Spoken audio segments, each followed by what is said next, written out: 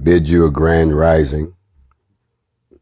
We are back for the second half of Sticks and Stones on the Morning Mental with the official Grandmaster Jay. Don't be fooled by imitators and duplicators. This is the originator. I know there's some people I'm being misled right now because I've seen all kind of stuff all over the place. I even saw somebody try to take a picture that looked like me. Y'all know that ain't me. I even seen some people that try to co-opt the movement. Y'all know that's not the real movement. I even seen some people that went out and tried to badmouth the movement. I don't know why they would do that. But when you're doing something right and you expose the fact that other people are doing something wrong, rather than them try to get on the same page with you so that they can do something right, they act like children and they hate. They act like children and they start lying. They act like children. I'm sorry. They don't act like children. They are children. You see, this is grown folk business. And if you really not about that life, you never should have said so in the first place. But I digress because of the simple fact I didn't hear anybody call themselves a militia in its truest form until now. So I want to send a big shout out and a salute of respect to all of those organizations that have practiced their Second Amendment rights and have practiced their First Amendment rights. The National African American Gun Association, the Black Gun Owners Association, the official Black Guns Matter Association, the Black Gun Owners in Education, the Black Bottom Gun Club in Detroit, the Harriet Tubman Gun Club, the South African Gun Club, the African Lion Gun Club. I salute all of them. I do. Same way I salute the original Black Panthers. My man Haiku out in Oakland. I salute them brothers. I salute the Huey P. Newton Gun Club. I salute all of the gun clubs, and I can't think of my young man that's down in Louisiana. Money Not Right. Y'all help me out. Y'all know I'm gonna mess his name up. But he knows what I'm talking about. They kind of new on the scene just like we are. I salute everybody. You see, that's the difference between me and them. I can salute you and we can stand on the same battlefield because sticks and stones will break our bones, but your words will never, ever hurt me. I'm bigger than that. I'm thicker than that. Our enemy does not fight us with words. Our enemy traps us with words and then breaks our bones with their sticks and their stones. Let me say that again. Our enemy traps us with words and then breaks our bones with sticks and stones. They write a law that says you cannot or can do something. And then when you violate those words, they then turn around and break your bones, take your life with sticks and stones, and tasers, and pistols. So we got to be thicker than that. I mean, that's why I had to talk to y'all like Big Bruh this morning. Somebody said I was a triple OG. I said, what's a triple OG? I never heard that one before. It said a triple OG is somebody who's been here through several decades, who's been through several tribulations, who has survived several traumas, and you still are intact as the person that you were before you went through all of those. So let me see. I survived the civil rights movement.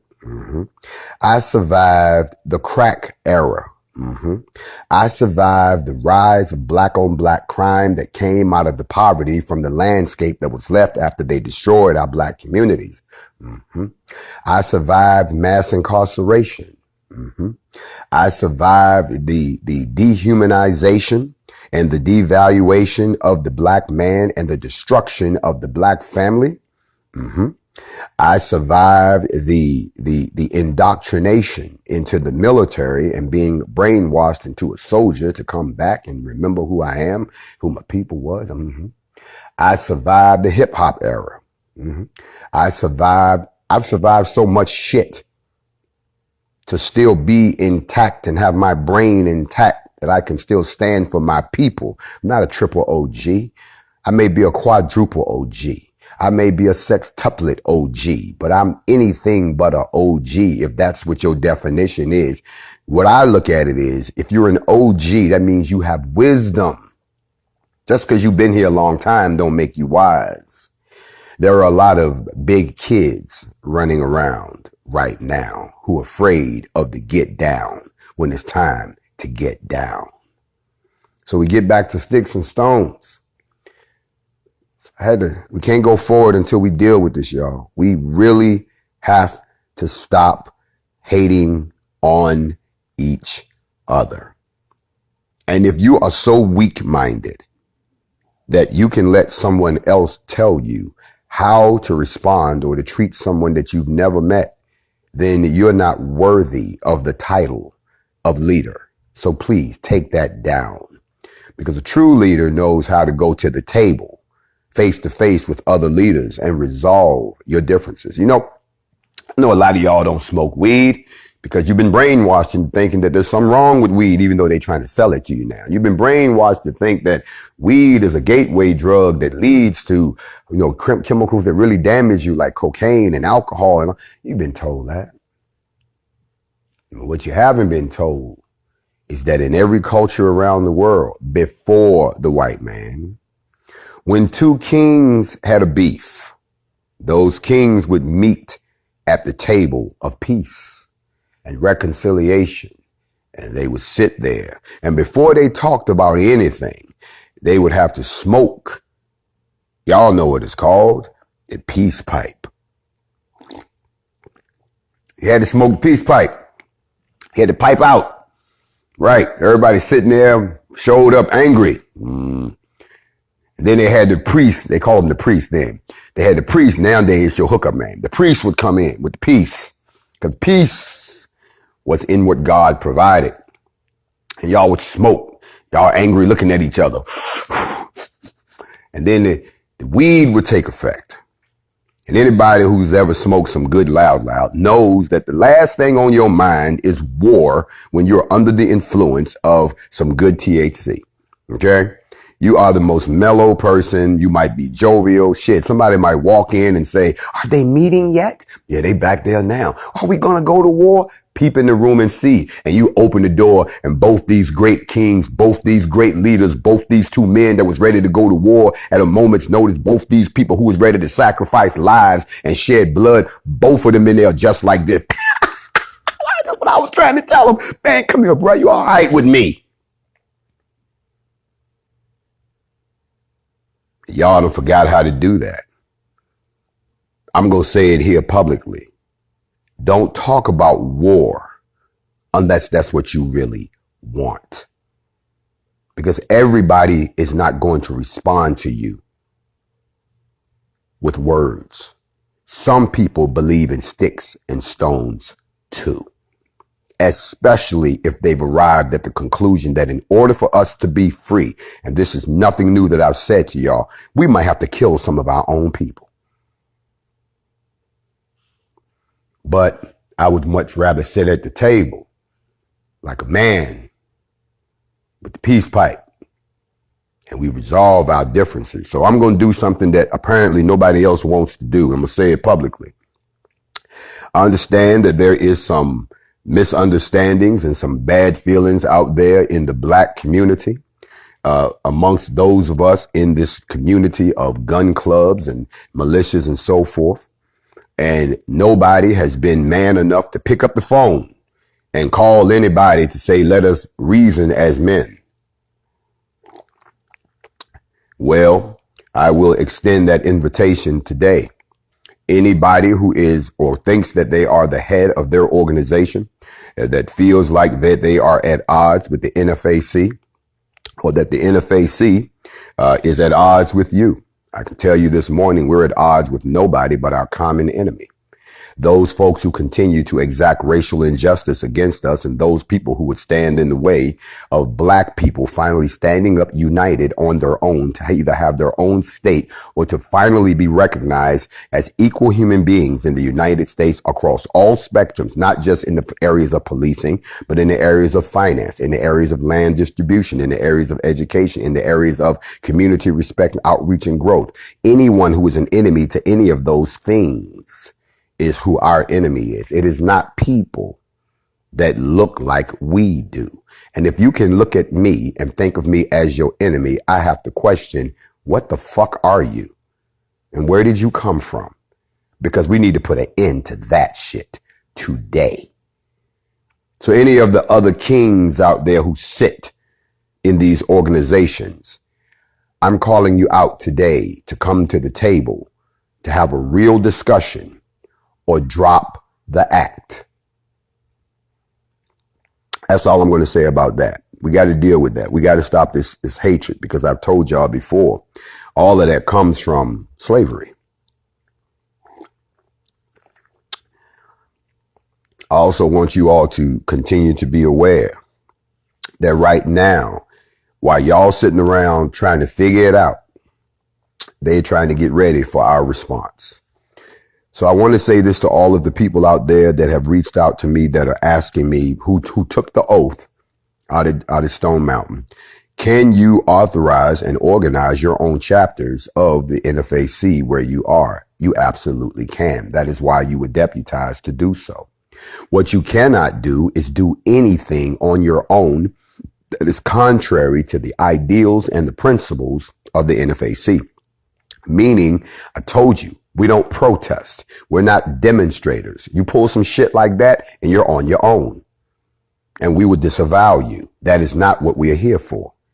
If you are not sitting in on facts over feelings, where we give out details and we give information that the public knows, and you out trying to do your own thing, you're not affiliated with us. This is not a social club. This ain't a something to do. That's why you don't see people running around with NFAC hats and jackets and mugs and ink pens and shit. That's why you don't see NFAC flags and license plates. We don't specialize in advertise. You don't tell the enemy everything about you. We're not publicizing our names. All you motherfuckers running around talking about, I'm in the NFAC. No, you're not. Cut your shit short. We got the database and we know who's who. But y'all got to stop playing this claim to fame game. This is serious business. Because sticks and stones will break your bones. Bullets will kill you. And they're coming, whether y'all know it or not. So I want to address that this morning. Extend that invitation to anybody who feels like maybe there's some tension in the air and you're running around trying to mislead good people who really want to fight for their communities. You know, I know that some of you folks are some of the largest African-American groups, gun groups out there. That's great. We're glad to see you. But that doesn't mean that someone else can't come on the scene. Nobody owns this movement to be free. And that is our biggest problem. Some of y'all get a little something going for you, get a little bit of recognition, and all of a sudden you think that you are the oracle of the movement. Fuck you and your thoughts. You don't own us. Nobody does. So you don't own freeing us. We just doing our part. You do yours. We'll all end up in the same place. We all after the same goals, aren't we? But then again, like I said before, I have to question some people's motives in this. Because when the bullets start flying, we're going to find out for real what you're made of. Because our bullets fly both ways. And I'm going to keep saying that, so I don't want y'all to be shocked when this shit happened. You know, y'all have forgotten that there was a time that you could tune in on the TV and there was always somebody having a shootout. They don't want y'all to remember your past, man. Y'all got cable and forgot everything. I remember when the brothers went up into Howard Johnson down in New Orleans and shot it out on nationwide TV with the cops until they killed them on TV. Went out in a blaze of glory.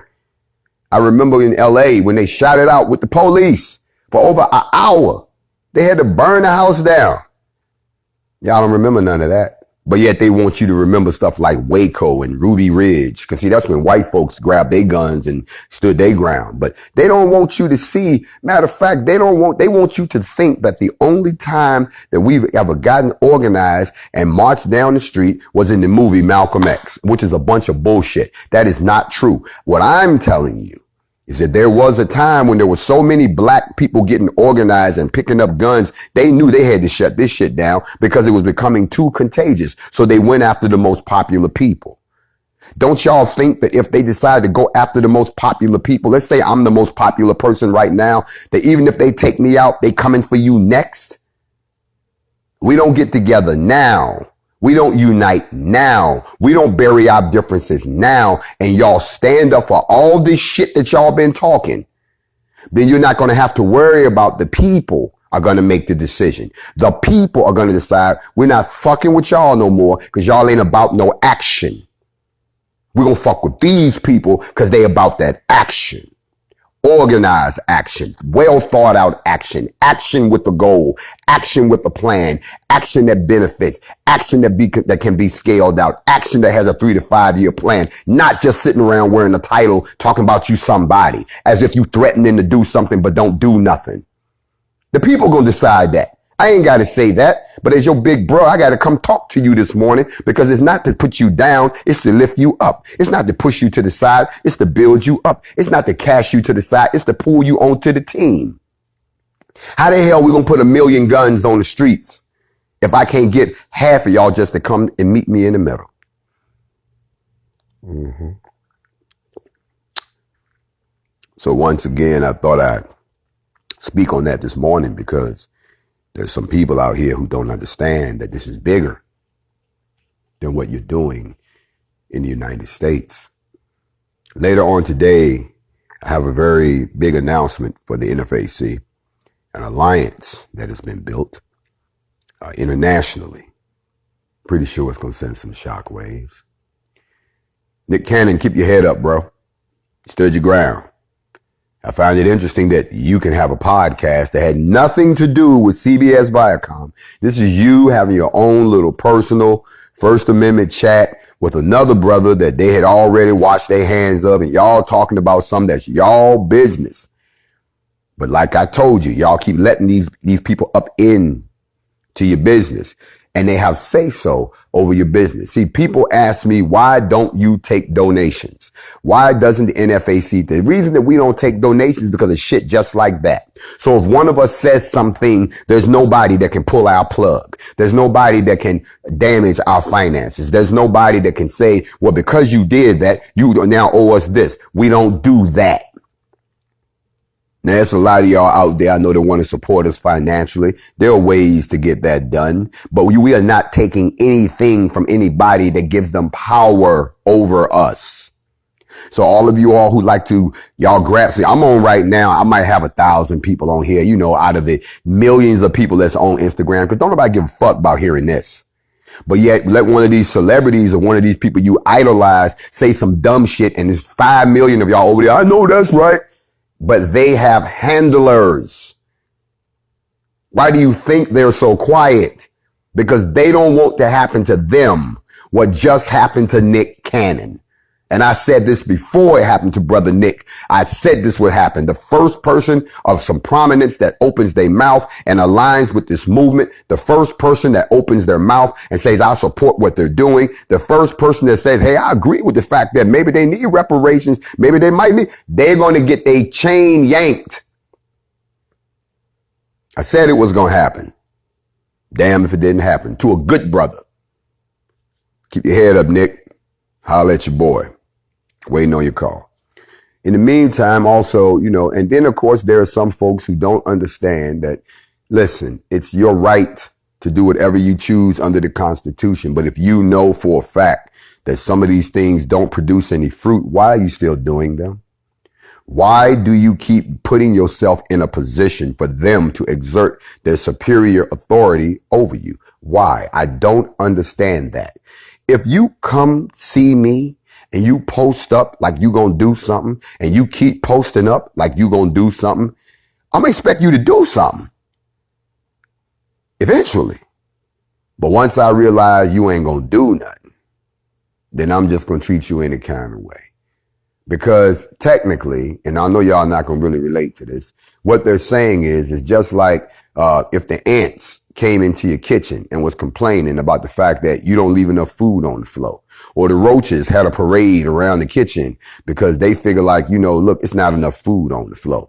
Or if your dog came upstairs and dropped the bowl in front of you because he figured you don't feed me enough. Y'all know what we do. We remove them because they're a nuisance. We don't give a fuck about what they're talking about. We don't acquiesce to their demands. We sweep them away. Okay? And nowadays, I've tried to let you all know, and like I said, I got nothing but love for Portia and Miss Atkins and what have. I have great love for them for what they did. But I have to let you all know something, that we took getting arrested off of the menu a long time ago. That going to jail shit is not a part of our plan. There's nothing that's going to help us by letting them put us into their system. Because even though they we're just going to go in, we'll bail right out. Now they got your information. Now they've updated their databases on the opposition. When we going to start taking some people into custody? When are we going to surround the police and make them sit down and tell other police officers you can't have them back until we get some information off of them? When are the neighborhoods going to come out in force and outnumber the police and say, y'all ain't doing a damn thing up in here. You better get your superiors on the phone and send a bus down this bitch to get y'all, because your operation is suspended. The neighborhood has said so. When we get to those stages, then it's okay for them to grab one or two of us, because it's just like it's like a chess game. They took your pawns. You can have them back. But when y'all gonna start taking some pawns? You understand what I'm saying? How do you think it would hit if somebody, hypothetically, I'm just making this up, if somebody called in, let's say it's some type of call, and the police showed up and disappeared? Now the police is trying to figure out where our police went. We found the cars. We found their radios, but we didn't find them. And then you get a phone call. We got your cops. We're not going to hurt them, but we just want y'all to understand. You see how we grab them? Same way y'all grab us. If y'all don't stop grabbing us and doing what you're doing to us, we're going to have to start grabbing them to do this. See, nobody wants no shit like that. Don't nobody want nothing like that. Don't nobody want. See, first of all, that's just like, where he come up with that at? Because that makes the playing field even. And y'all keep going out there like this. Now, far be it from me to encourage any type of action like that. Sometimes that's what it calls for. But I'm just talking. Don't pay me no mind on my morning mental. Just giving you some stuff to think about this morning. This is how you choose to take it is up to you. I heard somebody say, I can't believe that they don't shut this brother down. Why would you shut somebody down who's telling you the truth? I don't understand that either. So we got to deal with this self-hatred this morning. That's what I'm on this morning, sticks and stones. A lot of y'all are letting words hurt you. Matter of fact, a lot of y'all are letting words hurt you that don't even come from the source. Y'all letting somebody, let me tell you what I find amazing. Come on, y'all got to rock with your boy for a minute. We quick to accuse the media of don't talk to the media because they'll take sound bites and take you out of context. Yet I see a lot of y'all doing the same thing now. You go in and you dig up a piece of information, you clip off all the other parts of the context, and then you try to look what I found. And you try to justify some bullshit statement. You're doing the same thing that the media does, yet you don't trust mainstream media. Yeah, that's interesting. Don't forget to join me tonight Facts over feelings, where we will be dealing with the destruction of construction. I know that's going to lose a lot of people right there. The destruction of construction, and it's not what you think it is. As we continue our series on what proponents are needed to build a black nation. Last night we covered 2 departments. Tonight we got to cover a couple more. I'm giving you all the bricks. And I have to admit, I had a young lady say this to me. I'm like, I don't understand why they don't get it. We're just nation building. And she looked at me and said, Jay, how many motherfuckers you think know about nation building? You're the only one coming along that seem to know this shit upside down. I said, you know what? You got a point. You're right. You're right. You're right. I'm just assuming that y'all know this already. You understand what I'm saying? We're going to get back into it tonight as we continue the destruction of reconstruction. We got to build it up. We got to tear some things down. We got to put the right things into place. I'm on my morning mental this morning. If you're on your job and your coworkers are trying to figure out what you're listening to, you are listening to someone who, on behalf of the Most High, is speaking to his own people, nobody else. If you eavesdropping, then that's your fault. But if you are one of the people that need to hear something to make you understand that there is hope for all of us, and that at some point we got to stand up, get it together, and get out. That's a whole nother deal, right? Mm-hmm. Last thing I want to talk about this morning is something that's very, very near and dear to my heart. And I want to talk frankly. I hope you don't get offended. If you are, go ahead and click off. But to the young brothers and the young sisters out there, I'm talking young now. I'm talking to like 18 and below. Somebody said this to me when I was your age, and I didn't get it. I also wasn't very much aware of all the stuff happening around me. I saw it, but I didn't know why, because sometimes there's nobody in your house to tell you about these things. But I want y'all to know that when you get older, when you reach the age of 30, 40, 50, that you'll look back on these days as your civil rights movement. You'll look back on these days as your Malcolm X, your Huey P. Newtons, your Angela Davises, all of these people you see today that's running around doing all of this stuff. You're going to grow up and you're going to look back. And some of you all who have been involved in this, but you are the future. You see, we can fight all we want, but our time is almost up. We almost out of here. But you will still be here. So you have to live in the aftermath of what we do today. What we do today determines the destiny of tomorrow. And you are the ones who have to live in it. We're not saying that you got to help us build it right now. You do. We're not saying that you have to remember what we did and carry it on, because you do. But what you also have to remember is that we will be gone. And you will have to live in it, and your children will have to live in it, and so on and so forth. And you, young people, need to understand sticks and stones. They're coming at us with sticks and stones. Young people, get your head out the clouds. Stop being wrapped up in this hypnotic music, which does you no good. Tear yourself away from video games. Stop being involved in all of this petty mess in the street. You see what it's done to your mind? There used to be geniuses at your age. There were queens that ruled kingdoms at the age of 17. There were people who were inventors, and there were people who were writers and poets at 16, 17, 18. But your mind has been so polluted by garbage. And I know y'all don't want to hear this because it feels right to you. Yes, they've had 400 to 500 years to perfect their systems. Some of you all are trapped in some of those systems. Some of you young folks are trapped in the church system because your mama and daddy stuck you in it. Some of you all are trapped in the education indoctrination system because they're trying to mold your mind to make you a good slave. Some of you all are trapped in the trappings of poverty that has been inflicted on our community, and you think that's just the world, so you behave like an animal. But what I'm telling you, what your big brother telling you today, what your pops that you never had is telling you today, is that you need to realize that's part of the brainwash too. You got to pull yourself out the brainwash and say, you know what? I'm the future of this motherfucker. Learn how to fire a weapon. Don't be afraid of a weapon.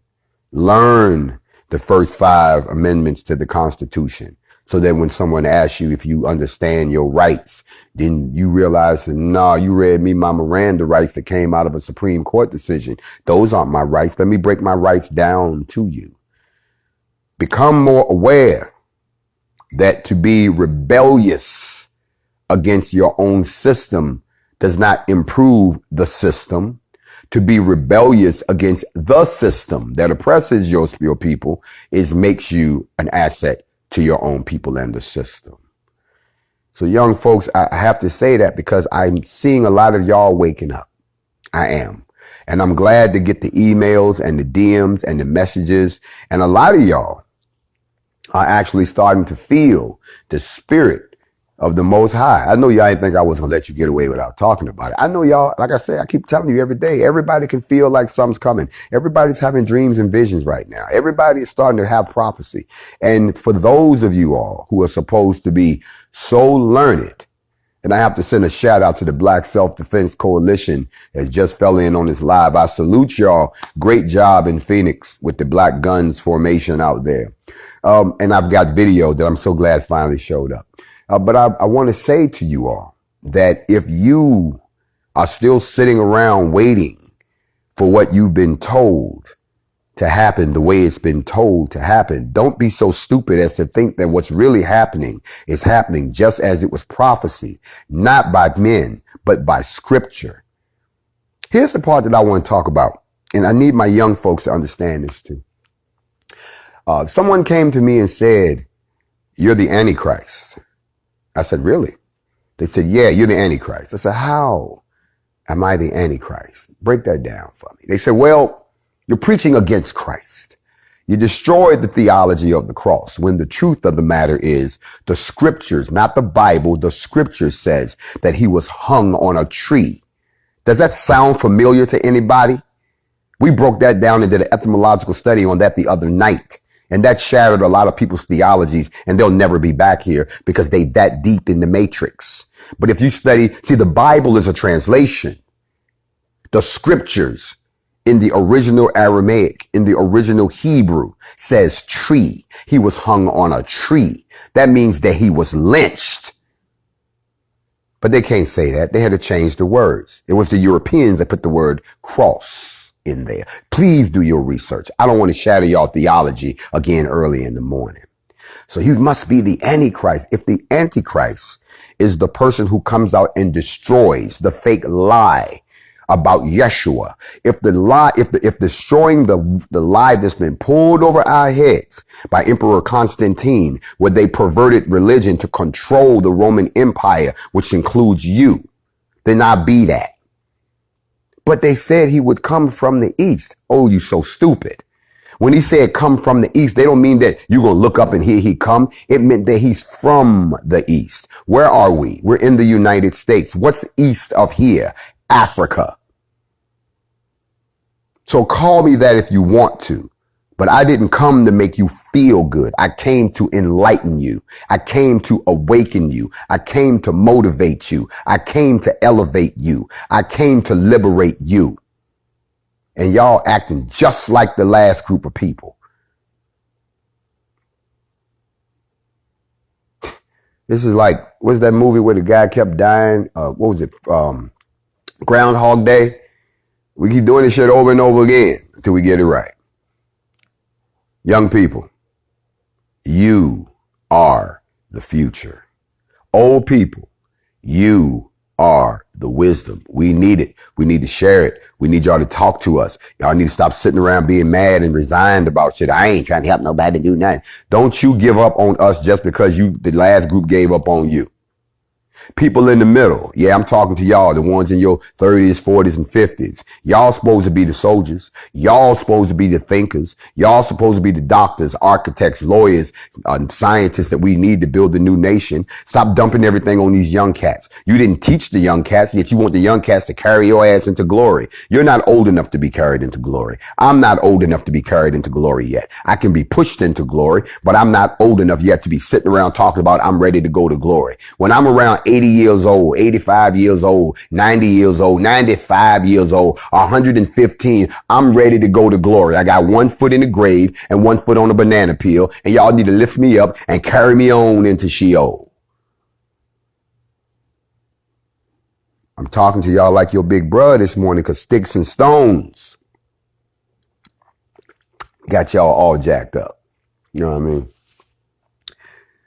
To those of you all out there that are waiting for our next move, I invite you to be a little more patient, because patience is a virtue.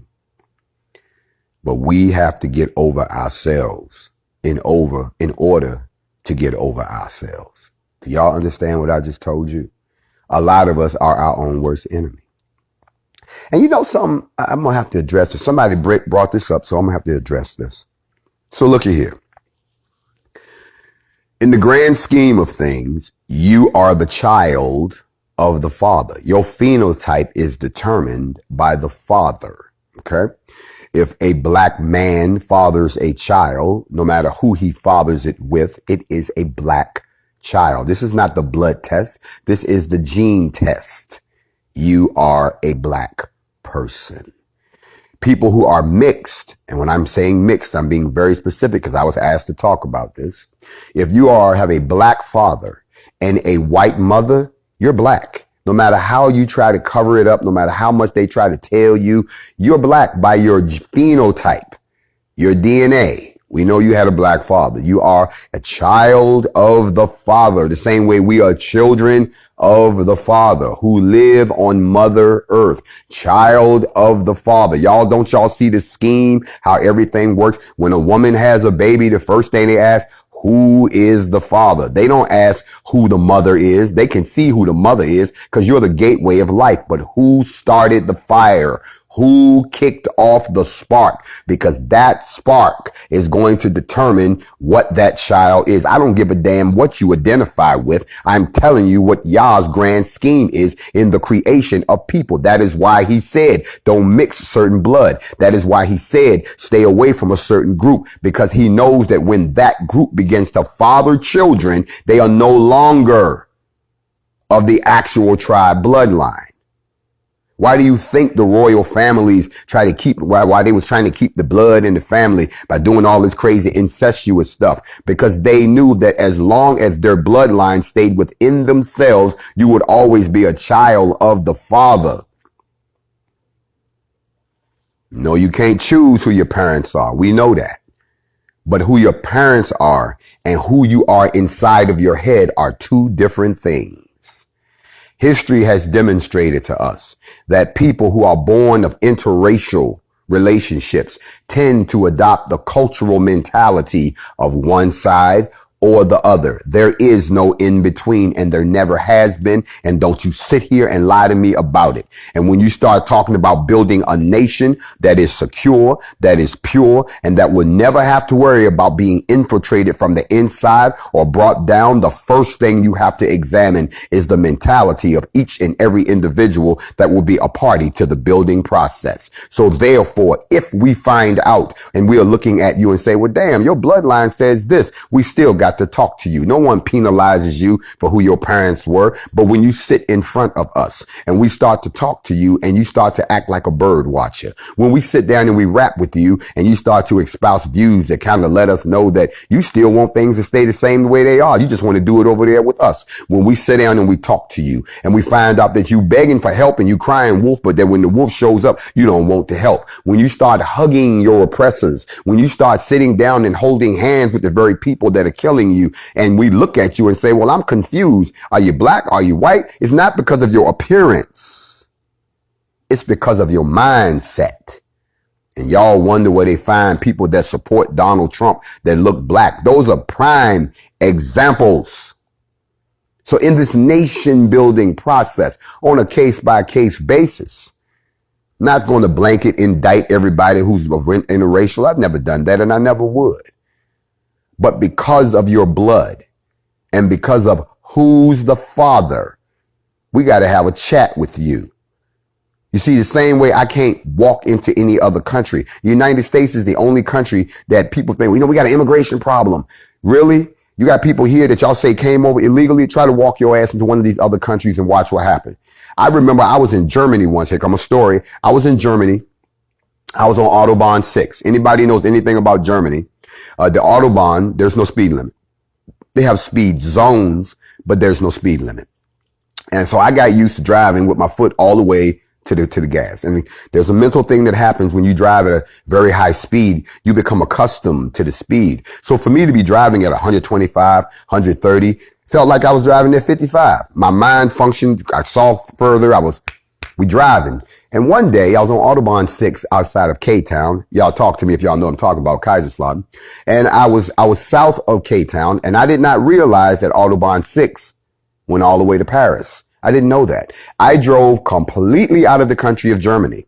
I did not know that. I was in my military uniform. I did a U-turn and came back. I had to get off at the Ausfahrt. That means exit. I get off at the Ausfahrt, got back on the Autobahn. Now I'm speeding back and I came to the border and this big old checkpoint. Y'all know if y'all been there, and they got the guards out there with the machine guns. It ain't like our border patrol where they ask you some bullshit like, you a U.S. citizen? Well, come on in. No, these motherfuckers like, stop. And I'm in a U.S. military uniform. I'm thinking it's all gravy in the Navy. Yo, man, I drove out, man. I'm going back. They're like, no. Who are you? Where did you come from? Why are you wearing that uniform? You see what I'm saying? They put me through a whole bunch of shit. And I say, well, can I just go back in? They're like, no, you can't come back up in here like that. They had to call somebody. Who at the higher headquarters had to verify who I was, who had to call somebody at the lower headquarters, who had to call somebody down at my base, who had to call the commander, who had to be like, what in the fuck is he doing in France? Who had to call some people down in K-Town, who had to call the military police and send a whole group of people to the border to get me. And that was after they checked me out, felt me down, rubbed me up, checked my ID, made sure I wasn't some terrorist trying to sneak in, black man with a machine gun, all that crazy shit. I was like, well, goddamn, there's no sign that told me I was leaving. But I learned my lesson. What y'all don't understand is in the United States, you can come in here, no problem. You can even fight to stay. Y'all remember on my presidential platform, I said, why would you deport 12 million people when you can just turn them into legal taxpayers? I had no intentions of kicking anybody out. There'd be no children in cages under my administration.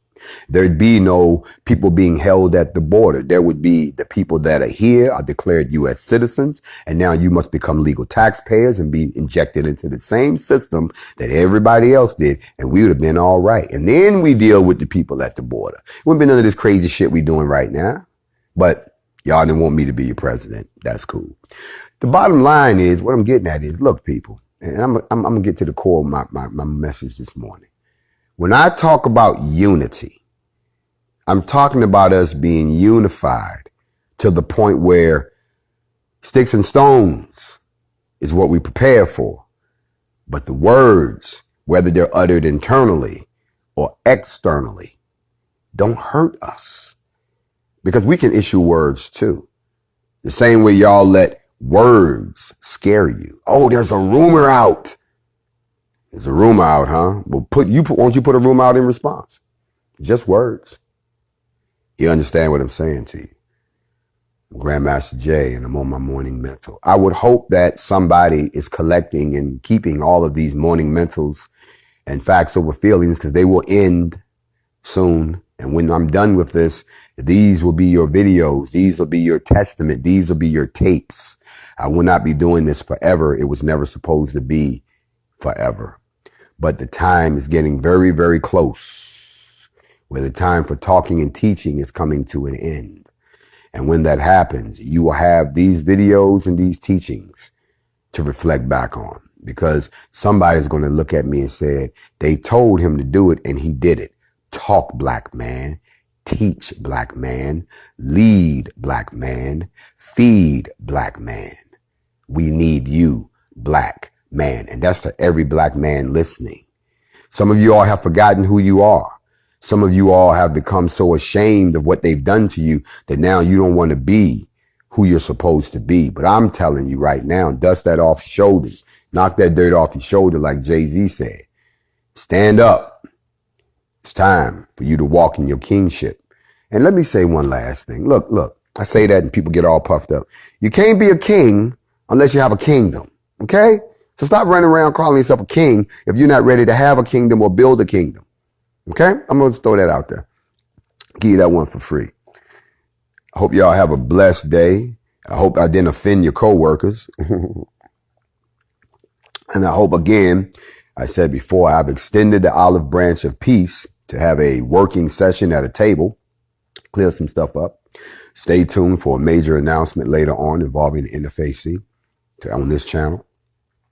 And for those of you all who are looking for my videos on my YouTube channel, they're featured on quite a few other people's YouTube channel. I want to send a big shout out to Michi X because she's one of the people that was one of the first people in the movement that came to me and was really feeling the vibe and was really supportive.